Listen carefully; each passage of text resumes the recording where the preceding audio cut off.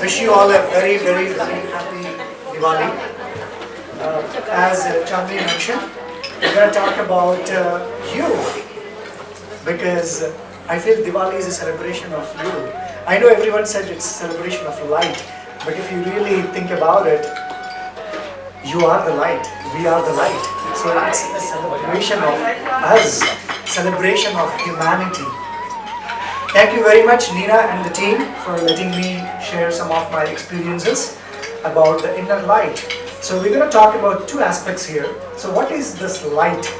We're all talking about light, inner light, but what is it really? Where did it come from? And how do we access it? So the first part, we're going to talk about what is light. So the light that we see in this world today is from the sun, right? From the stars. Of course, in the night, you see the stars twinkling, you see the light, and then the daytime, not in Vancouver, everywhere else, you see the sunlight.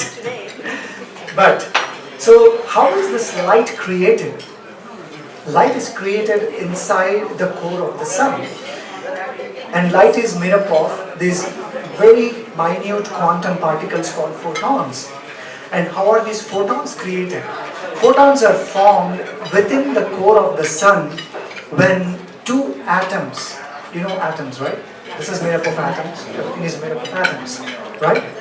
So these atoms, the nuclei in those atoms, when they come together, there is a spark that is generated. That little minute spark, the twinkle, is the photon. And then this photon travels from the core of the sun to the surface of the sun. And from the surface of the sun, it emits out the light. And that is the light that travels thousands, millions of miles to the Earth and all the other planets. And because of that light, we have life on this planet, right?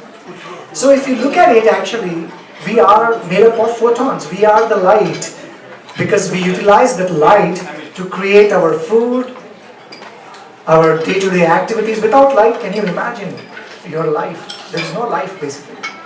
In fact, we are the stardust.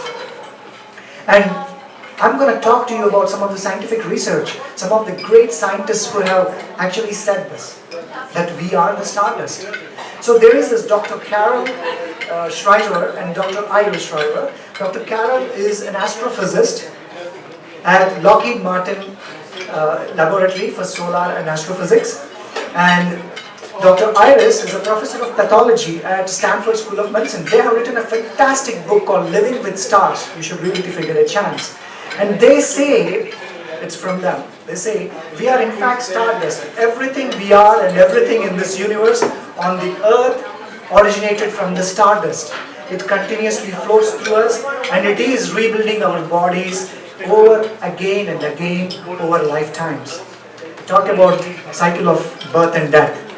And they also say that 40,000 tons of cosmic dust, the stardust, falls on the earth every year. So we are recycling ourselves with this new energy, new light source, and new stardust that falls on the earth, which goes into the plants, into our bodies, and we are recycling it. And there is another great astrophysicist, Dr. Joel Primack.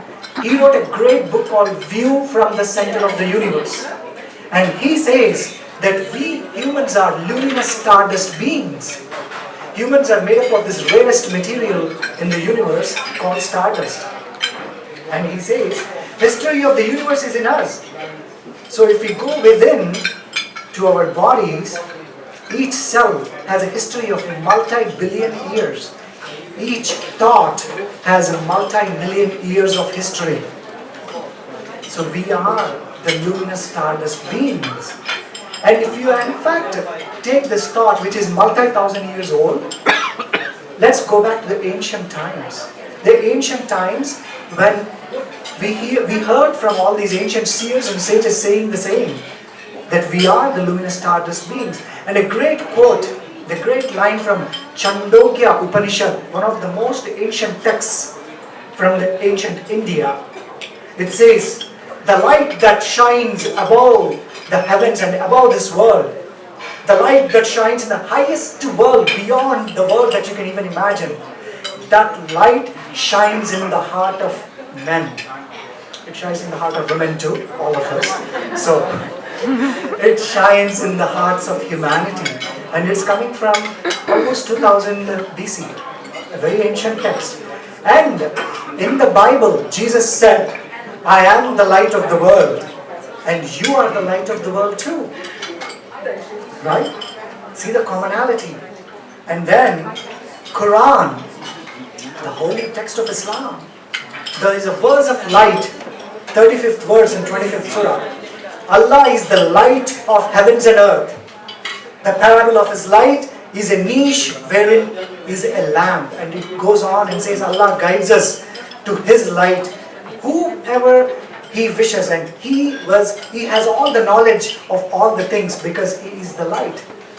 So all the ancient texts across all the wisdom cultures acknowledge that we are the light. Science acknowledges that we are the light. But what is this light?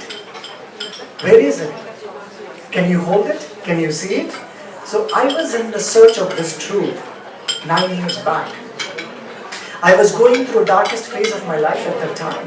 The turmoil, the pain and suffering that we all go through as human beings. When do we see the stars?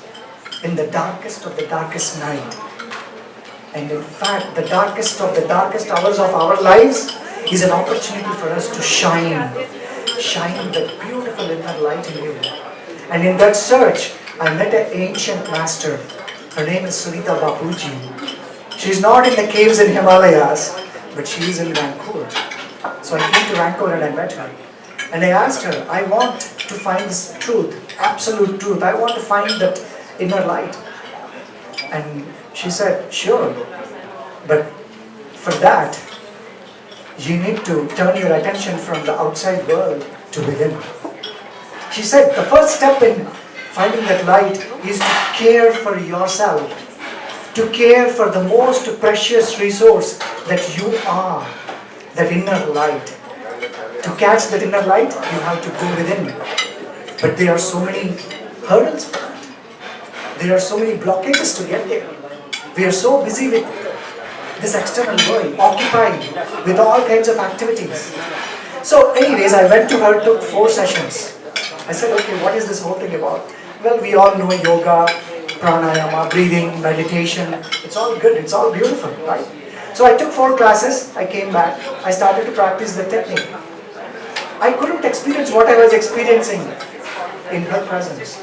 I said, there is something, there is some kind of lightness I get, a feeling of transcendence, what the ancient called samadhi state, a state of pure bliss. I was not experiencing it. So I went back and I said, no, I want to experiment with this more. I come from a medical science background. By the way, I'm a veterinarian. I'm not a human doctor, doctor of animals. But in that search, with that skeptic mind, I went back with all the doubts. And it's been 9 years.